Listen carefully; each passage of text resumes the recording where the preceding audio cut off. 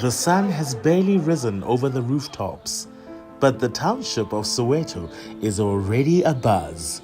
It is not due to any festive occasion, but rather the day the Department of Social Development, through its agency SASSA, disburses grants to caregivers on behalf of their children. Today, we explore the stories of courageous caregivers who navigate the challenges of raising their children in a society where financial stability can be elusive. Meet Nokuthula Mbatha, a resilient and determined caregiver who relies on the state child support grant to provide for their children.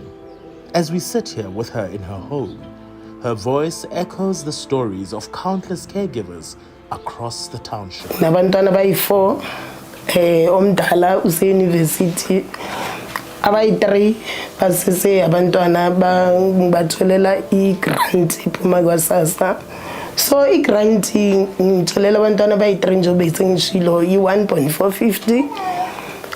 Leyo mali leyo incane ayenzi next iyazama lapha izama khona ukupesha. Sengikhulumela kulo sikhathi namhlanje ukudla kuyadura. Ikolo zona lezikahulumeni ziba nama-trips zifune lokhu ma-uniform iphuma phi lo mali leyo at the end lo 1.5 abantwana mele bahle angisebenzi akekho umuntu ongisizayo nje kuba yileyo nto leyo. Nokuthula's story is just one thread in the larger fabric of Soweto's community.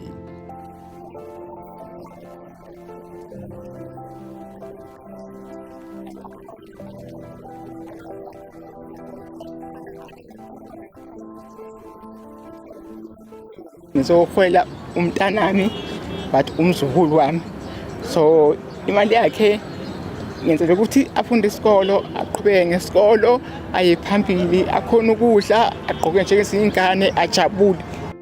This financial support does not only just empower families, but also contributes to the local economy. The significance of the child support grant becomes apparent when we discover the substantial role the markets play in facilitating the flow of this grant. In the 1980s, the apartheid state was at its most brutal, coming from the killings of black children in the late 70s. In the 1980s, the apartheid government started to equalize the value of grants, preparing for the inevitable change from a racially exclusive system to a democracy by 1993.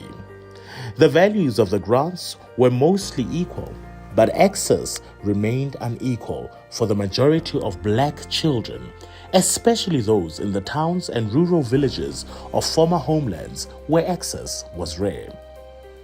When South Africa became a democracy, the new government had the responsibility of correcting the injustices of a brutal apartheid government, and social assistance was one of the many strategies it had to employ to alleviate poverty, especially child poverty.